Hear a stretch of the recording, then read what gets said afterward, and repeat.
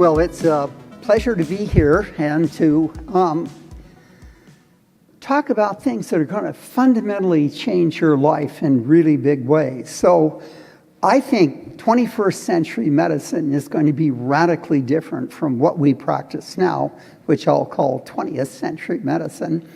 But I think it's going to have enormous implications for your own health. And again, to put it in perspective, all of us are going to live a lot longer than we ever thought we could. And we better be healthy if we're going to enjoy those later years.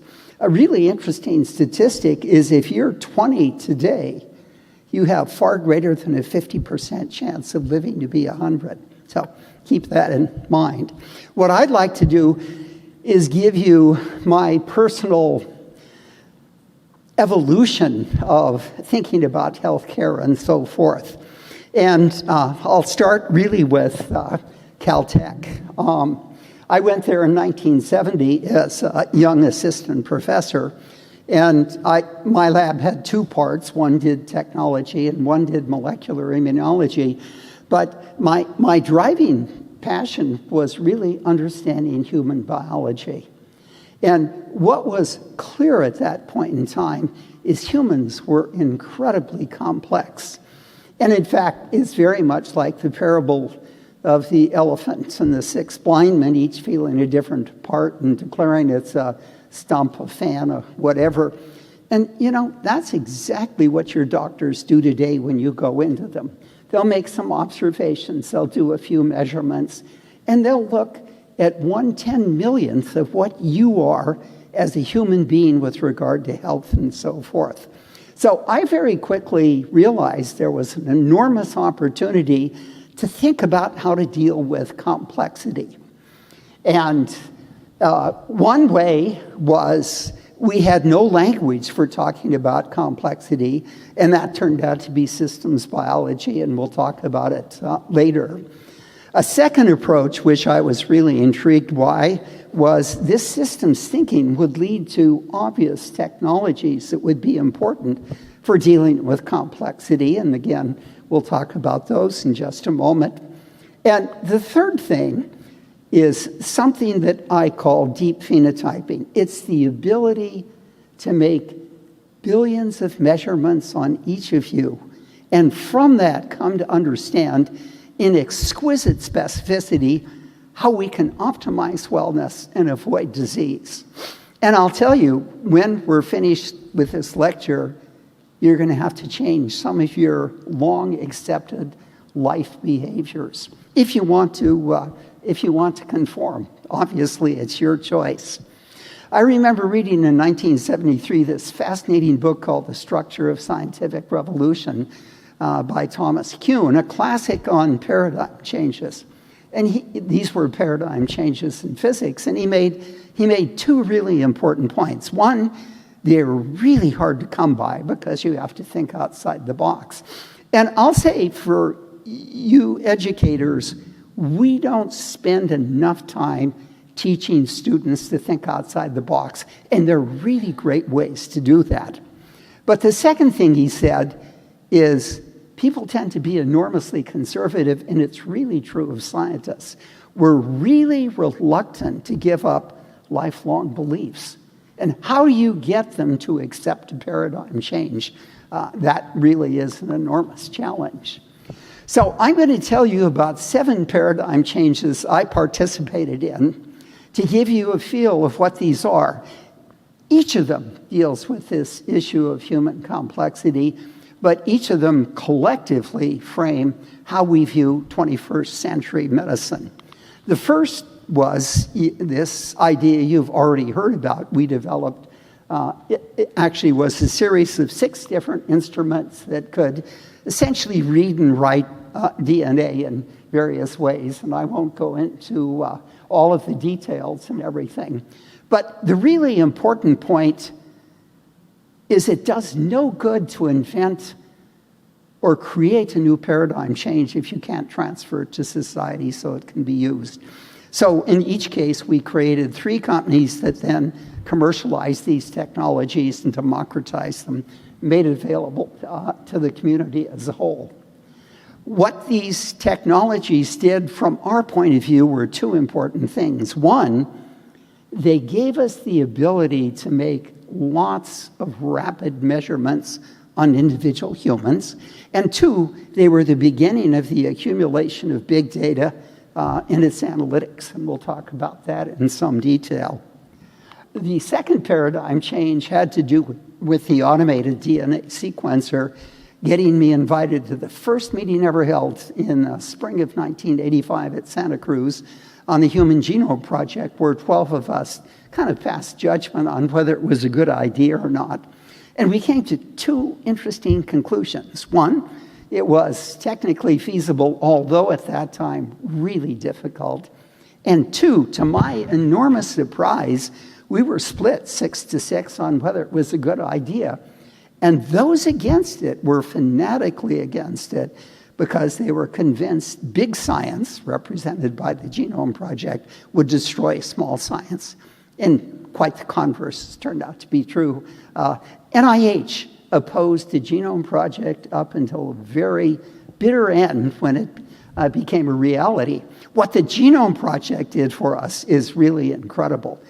It gave us access instantaneously to every gene, and it allowed us to assess your variability and how it correlated with human wellness and how it correlated with human disease. We'll come back to both of those at a later point.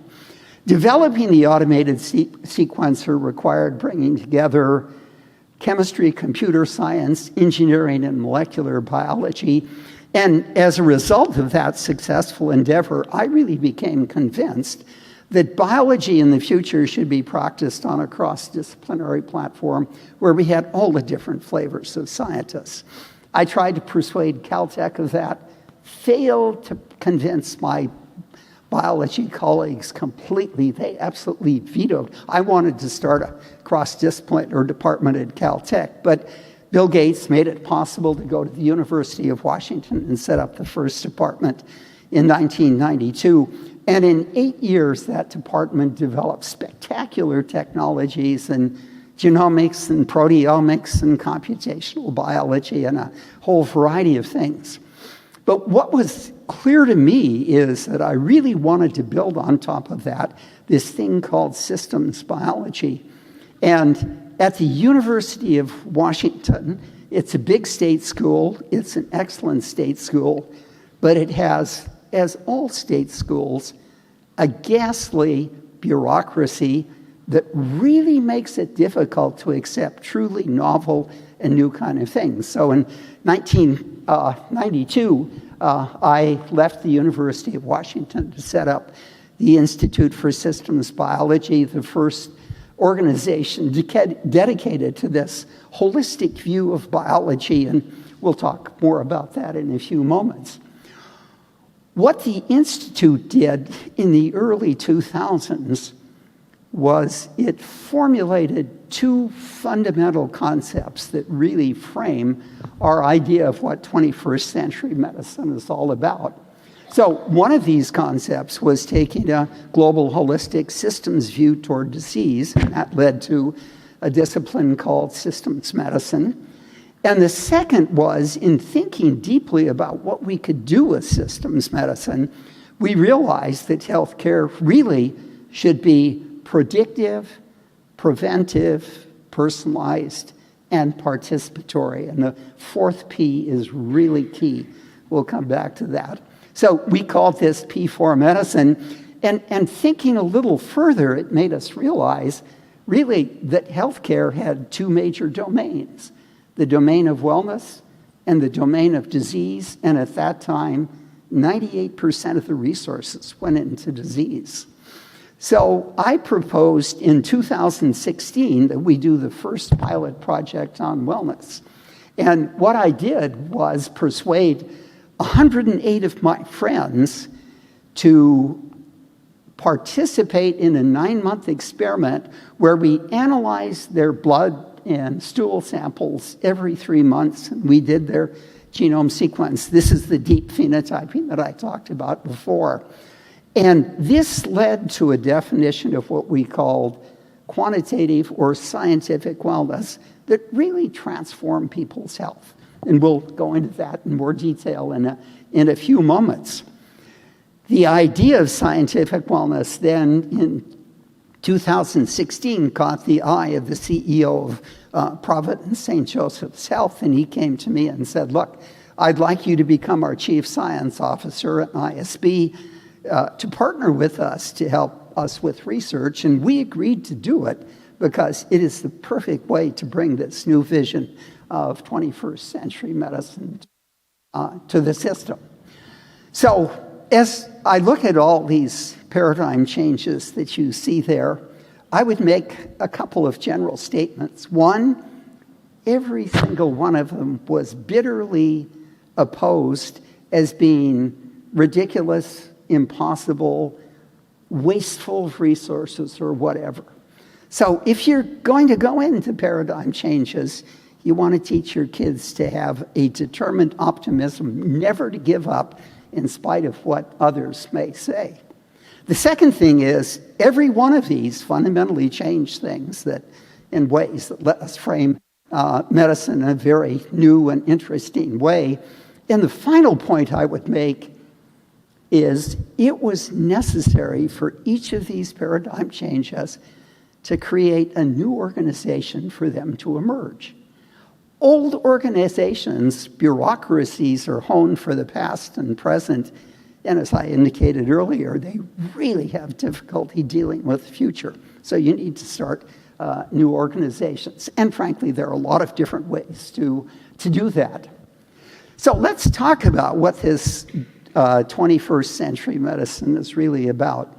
In the last 100 years, there have been two fundamental paradigm changes in medicine. The first happened in 1910 with the publication of the Flexner Report, which reviewed 155 trade schools that were abysmal in their effectiveness.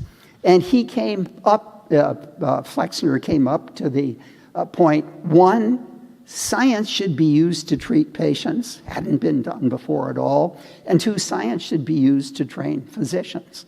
And Hopkins and a few schools jumped on this big paradigm change, and they used, as you can see, the sciences of the 20th century to focus on disease and how to fix it. So 20th century medicine is really all about disease. And of course, 21st century medicine is about all the things we've talked about: systems medicine and P4 healthcare, scientific wellness. It uses the deep phenotyping. It advocates prediction, prevention, personalization, and participation. And it's really all about understanding wellness, understanding disease, and most important, the earliest transitions between the two and how we reverse them. And we'll come back to that at a later point in time. The Institute for Systems Biology, I think, was really an unusual organization, and it gives you the dimensions of what it is today, because we took not only a systems approach toward science, toward technology, and toward computational tools and so forth, we took a systems approach toward how you can take on really big problems and how you assemble strategic partnerships that give you the talent to solve these really hard problems. Genome Project was one example of this. And once you have these underway, how you can effectively transfer the knowledge you learn to society. And we found we could do it in two ways. Education is one. I'd love to talk about that, but I haven't got time.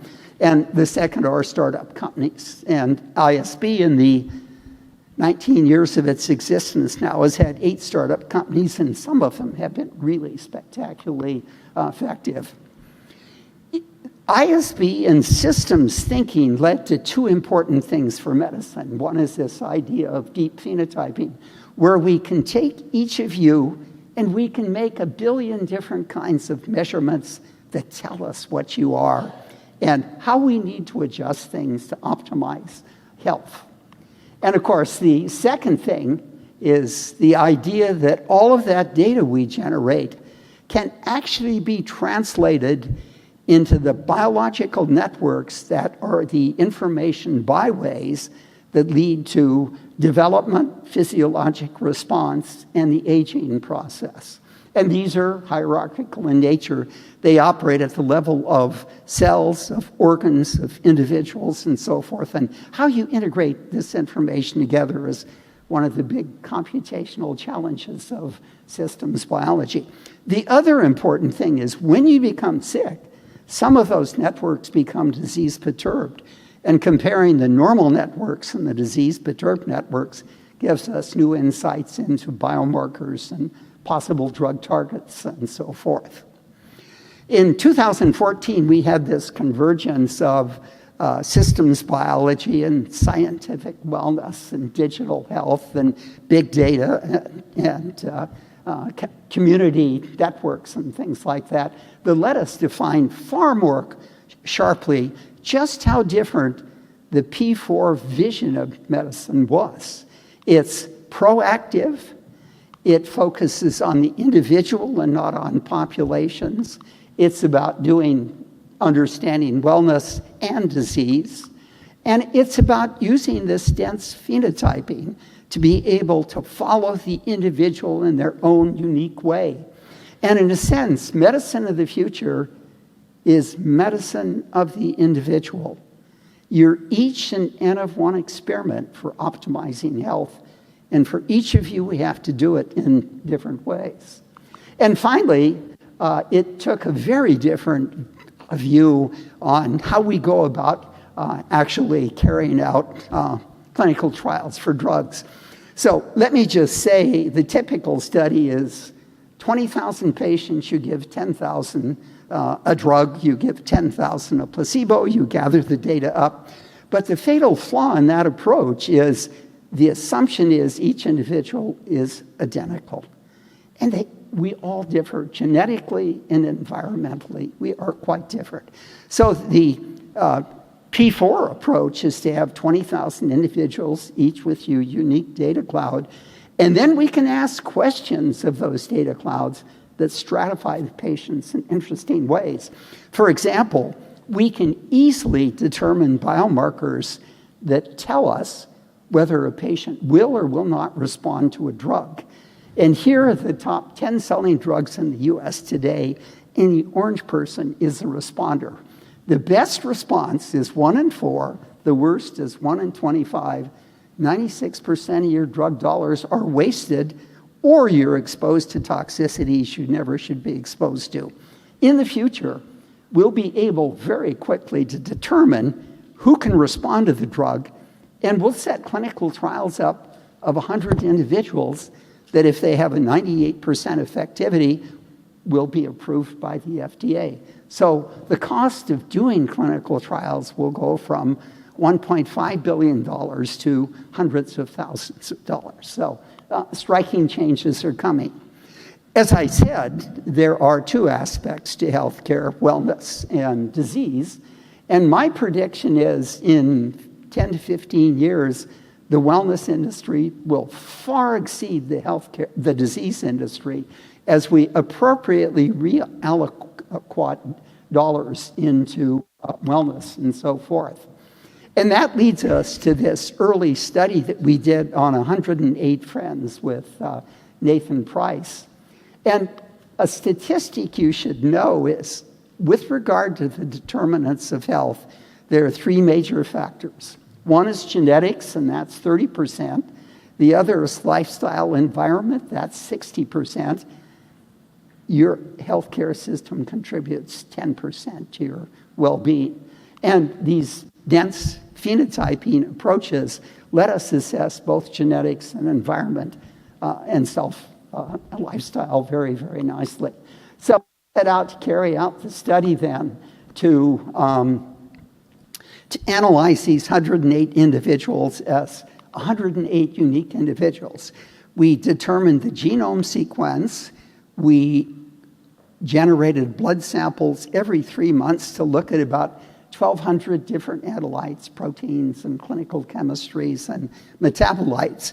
We did the gut microbiome to quantify the ratio of microbial species every 3 months. And then we had Fitbits and other devices that gave us quantized self-measurements that collectively gave us data clouds unique to each individual, which, when analyzed, led to a whole list of actionable possibilities which, if acted upon, could either improve your wellness or let you avoid disease. The actionable possibilities were delivered on a monthly basis by wellness coaches qualified in psychology to help you change your behavior, which physicians never have the time to do. And they were trained as RNs or nutritionists or things like that. So here's the first kind of clinical chemistry analysis of 108 pioneers. 91% of the people had nutritional difficulties, a lot of them by gene defects, cured easily by vitamins or supplements. 68% had inflammation, 59% cardiovascular complications, 56% diabetes. In fact, 53 of the 108 individuals were pre-diabetic. We moved 8 to normal, and we moved most of the rest over very close to normal.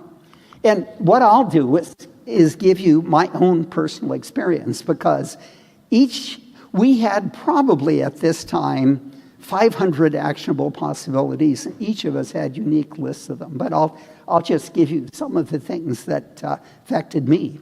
So I have a bad family history of 3 major diseases, as you can see there: cardiovascular, diabetes, and Alzheimer's. So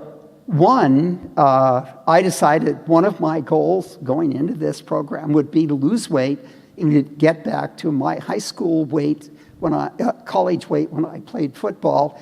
And I'm actually within a few pounds of doing that now. So I lost more than 20 pounds. And it was really easy because your genetics can tell you how you really can efficiently diet.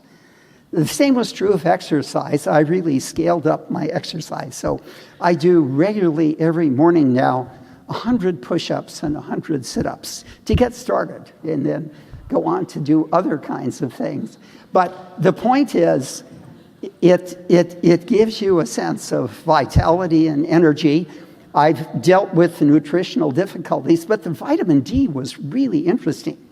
So I had extremely low vitamin D. So I said, I'll start taking 1,000 international units. Didn't touch it.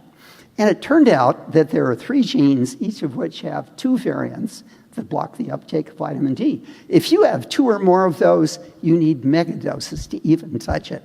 So I needed 15,000 international units to get to normal and 5,000 international units to maintain it normal. That's an example of specificity. You can't treat everybody the same way at all.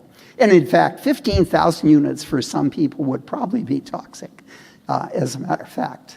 I had inflammation that really had to do with diet that easily could be connected. One of the things I did that was most fascinating is you can get a simple glucose monitoring device that operates for 2 weeks, and then you can do 100 N-of-1 experiments on diet, on exercise, on fasting, and a variety of other things. And I really optimized how I can deal with my blood sugar and keep it at a really terrifically low level. And for Alzheimer's, we'll talk more about the kind of things you can do. Dealing with Alzheimer's, it's really cool because it's very close to optimizing your wellness. So anyway, that gives you some sense of what this really is all about. And this is actually a plot on the x-axis of time against my pulse rate, okay? And what you can see is little blips that go up and down at various places. Those are airplanes. Our airplanes do not sufficiently oxygenate us, especially when you go over the poles. And hence, your physiology has to speed up your pulse to take that into account. This is the worst flu I had in probably 5 years. And it took a week to get up to the maximum pulse rate when I was sickest. And then it broke and came down over a period of weeks to a normal level. And that's the other thing I'll say. My resting pulse rate, which I think is really a good index of how in shape you are, went from 55 to 41 to 42 at this point in time. So you can keep track of all sorts of things with these monitors. There are a whole series of digital things. I haven't got time to go into them, but they're all going to tell us interesting things. So my view now is, for each of you, we have a chance of making sure that you're exactly like Eric Topol's Welderly, who are 80 or 90-year-olds, never been to the hospital, never taken a drug, and move into their 90s physically active and mentally capable and everything. And we think if you take on a lifetime of optimization of your actionable possibilities, we can move you up to that. And that means you can think about really healthy aging and so forth. The 108 pioneers almost universally thought this was a great experience. So at the end of the 9-month period, we ended up starting a company called Aerovale that brought scientific wellness to consumers. And it acquired about 6,000 individuals before over the next 4 years or so. And it was equally effective, and it had incredibly loyal clients and so forth. And one of the things that having 6,000 individuals did was allowed us to analyze a large number of longitudinal data clouds, this deep phenotyping. And the results from that are exactly like the Hubble telescope. They gave us a new view of human biology and human disease we'd never had before. And I'm going to very briefly run through some of the examples. We were able to do incredible statistical correlations among the different classes of analytes that revealed biological systems that operated in concert together and gave us deep and fundamental new insights into biomarkers and drug targets. We were able to show that you could look at data that had been generated looking at very large populations by genome-wide association studies, where you'd look at 100,000 people and you'd get a polygenic score for a particular disease, relevant disease for those people, that could indicate whether you're at low risk or at high risk. And we mapped out all of the patients we had with regard to these risks.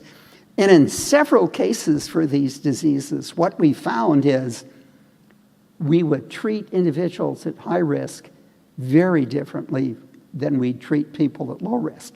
For LDL cholesterol, which is a proxy for cardiovascular disease, if you have a high risk and have high LDL cholesterol, lifestyle, exercise, don't touch it. You need statins to bring it down. Conversely, if you're at a low risk, exercise and lifestyle bring it down beautifully. And I'll tell you, you don't want to use statins unless you have to. That's for sure, because they really have serious side effects, particularly if you take them for extended periods of time. Now, the third, well, let me also say, once we know who the high-risk people are with deep phenotyping, we can tell exactly when they transition into disease and go after the disease right at the very beginning. And I'll show you that in just a moment. Now, the third thing is the thing I love the best in many ways. We were able to show, because we could bin the 6,000 individuals into 10-year population groups and follow the levels of expression of analytes and show, as you got older, you increasingly lost control of the patterns of expression. And we could translate that loss of control into what we call biological age. Your biological age is the age your body says you are, as opposed to the age your birthday says you are.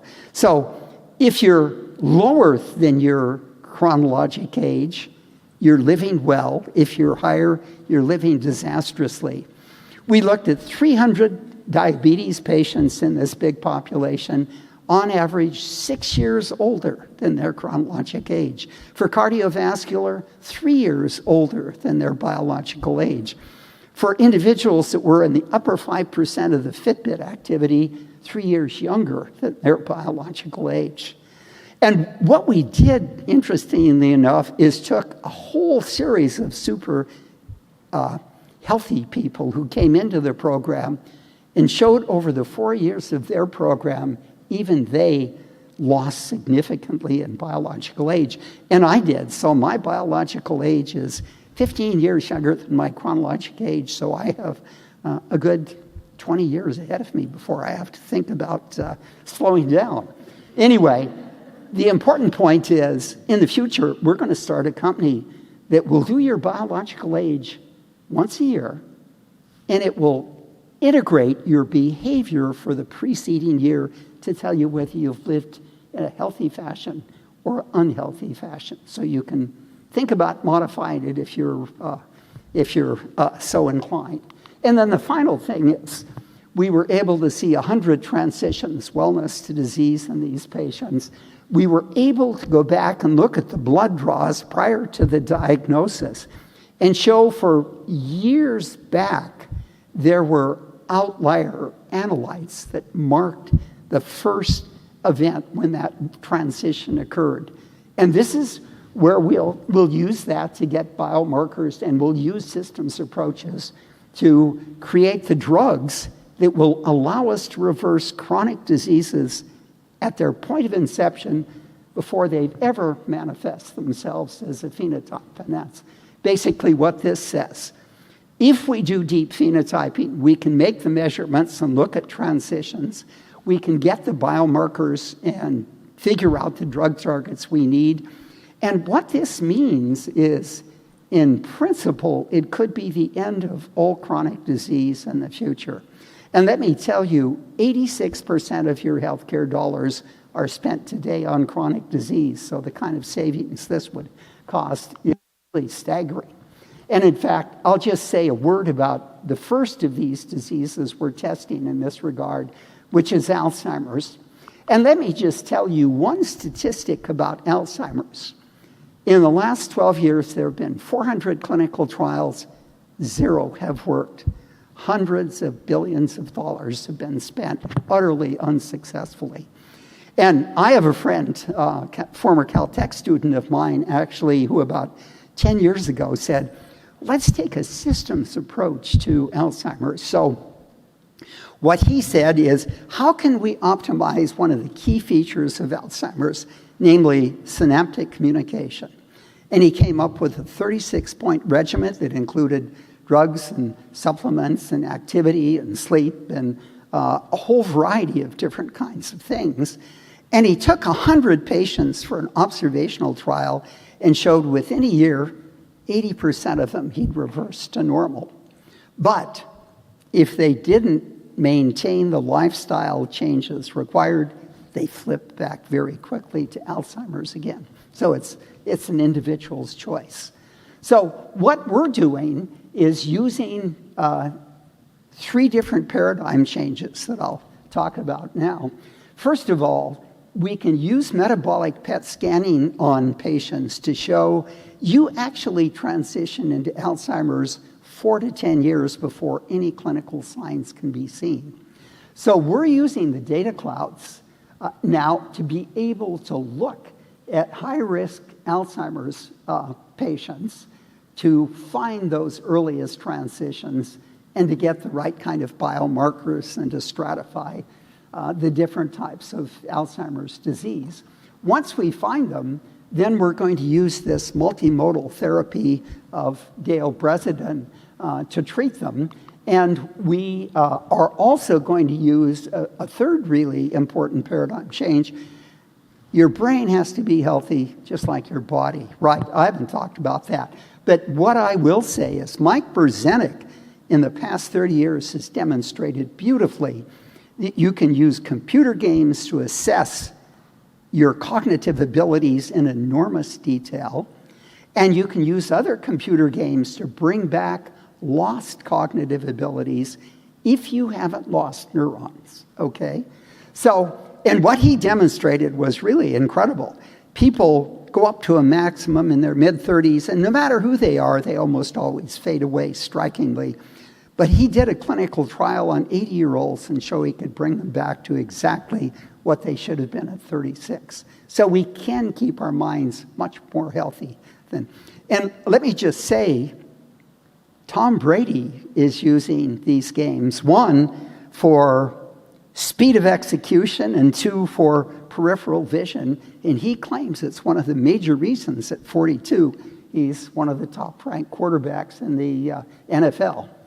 So let me just say we've started a series of clinical trials in Alzheimer's, and the first one, the preliminary results, really look promising. So what I predict is in 5 years, we'll be able to reverse 80 to 85% of early Alzheimer's back to normal. And because Alzheimer's now costs $500 billion a year, again, we're going to have enormous cost savings there. So St. Joseph's has 50-some hospitals. It sees 8 million patients a year, 30 million patient records. It's the ideal place to bring this vision of 21st century medicine to fruition.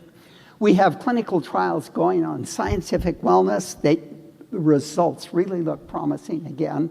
We've done Alzheimer's, as I've said, and we've just started a big trial with Genentech on multiple sclerosis. That is, and we have a whole series of other trials that will be started within the year. In each case, we're using this deep phenotyping followed by systems approaches to identify biomarkers and drug targets and so forth. So in a sense, what happens is we have a new view of disease. You should start studying disease by studying wellness, identifying the transition, and following what happens thereafter. And in fact, what distinguishes 20th century medicine from 21st is all of their studies are done on disease after it's manifest, often an irreversible phenotype. What 21st century medicine does is study wellness in the earliest transitions for its reversal. So what is this going to bring to us then? It's going to bring, one, the ability to optimize your wellness and to age in a healthy fashion. And that is something you should really take seriously, because you're going to live longer than you think you're going to live. Well, unless your activities push you in the other direction. Number two, I think within 10 years, we'll be able to identify from simple blood tests every single major transition from wellness to a chronic disease, Alzheimer's, cardiovascular, diabetes, all of these. And we'll be able to reverse them early with the kind of multimodal changes that we've talked about here. Number three, this is going to lead to enormous cost savings in the healthcare system. And number four, what's going to happen as healthcare focuses on wellness is it's going to go from these big hospital, massive building kind of systems to the home. And I'll predict in 10 to 15 years, each of you will have a tricorder that can prick your thumb, make 5,000 measurements, send them to an analytics center who in turn will send the actionable possibilities to your physician and your wellness coach and so forth. And that's how wellness is going to be transacted in the future. So the really interesting question that I'll point out is, once again, people are really conservative, organizations are really conservative.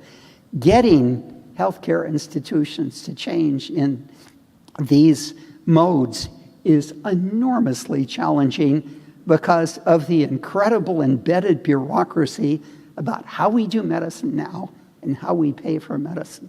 So the challenge is who are going to be the bold few that break through and have the dramatic results that will bring everybody along. My hope is that will be Providence, and maybe that will be you at the individual level who can say, thank you.